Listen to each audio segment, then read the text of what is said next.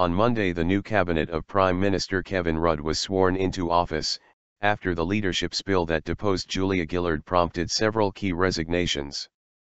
The 25 new ministers and parliamentary secretaries were sworn in by the Governor-General at Government House, Canberra. However, the occasion was marred by some bigoted abuse directed at new Parliamentary Secretary Ed Husic, who had taken his oath with his hand on a copy of the Qur'an.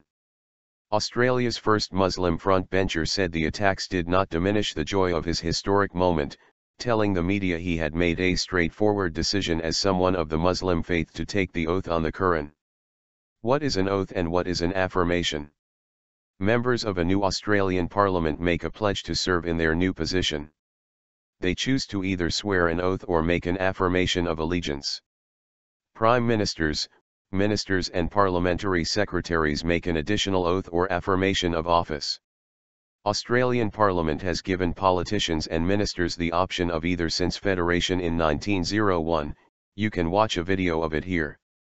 Members of the constitutional conventions of the 1890s took their lead from the U.S. Constitution, which contained provisions for oaths and affirmations, and the 1689 English Act of Toleration, which gave allowances to 17th-century Quakers.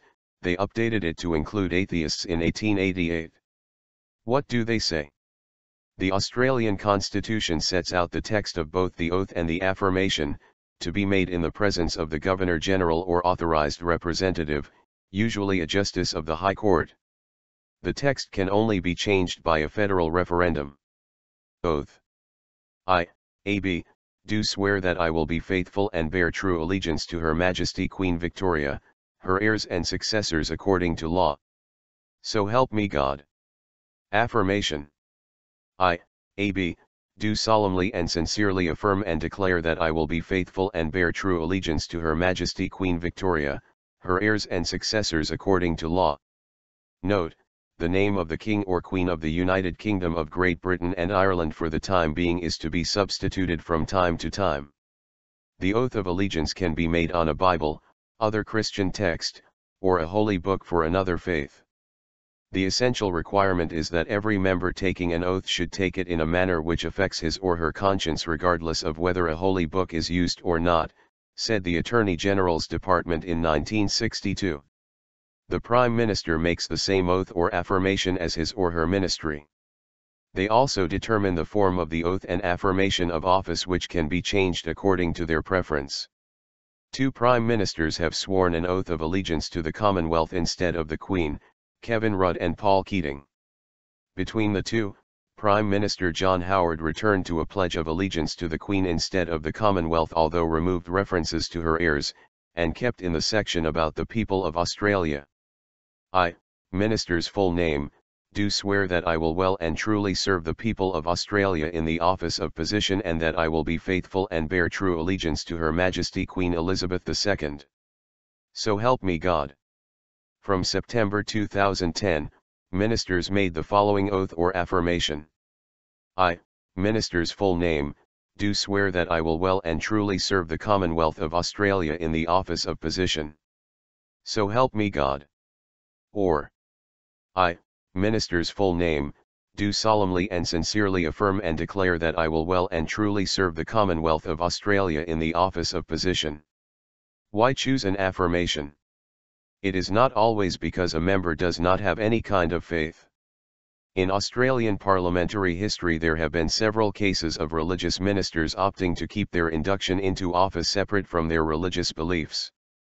Former Labor Senator and Minister, Ambassador and now Catholic priest and Tasmanian Parliamentary Standards Commissioner, Michael Tate, chose to forego the swearing on the Bible. It is quite clear from St. Matthew's Sermon on the Mount, chapter 5, verses 33 to 37 that Christians should not invoke an oath to bolster their undertakings or truthfulness. A plain yes or no is all that is required of a Christian. I refuse to take the oath precisely because of my understanding of that injunction, he said in 1984. Former Country Party leader, minister and speaker, Archie Cameron made an affirmation 9 times between 1934 to 1956, telling the Sydney Morning Herald in 1950, if a man's word is worthless, no amount of oath-taking will make him worthy. The number of affirmations made in one ministry first spiked in 1972 with the swearing-in of Gough Whitlam's full team. 10 ministers took the affirmation option. Overall, the number of members of Parliament taking the affirmation over the oath did not get above 10% until 1973. 10 years later it was at 24%, and in 2008 it had reached 29% before dropping to 25% 2 years later. How many people choose the affirmation? Unsurprisingly, the proportion of Australian MPs and senators making an affirmation instead of taking the oath has increased since 1901. The increase over time has been greater in the Senate, according to figures put together by Parliament House staff. All 75 members of the first Federal House of Representatives took the oath, and 32 of the 34 senators. In the 2010 election, 25%, 38 of the 112 MPs, made an affirmation, as did 14 of the 36 senators. Julia Gillard is the only Prime Minister to have made an affirmation, despite several notable agnostics preceding her, including William Hughes, John Curtin, Whitlam, Bob Hawke and Harold Holt. What about oaths in other faiths?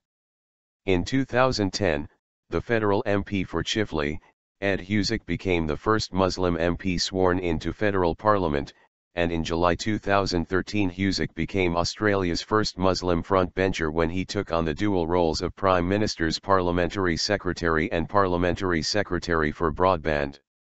Husic swore an oath holding his father's copy of the Qur'an. At the same ceremony in 2010, the newly elected member for Qur'an, Josh Frydenberg, swore the oath of allegiance using a Jewish Bible lent to him by former Governor General Zalman Cohen.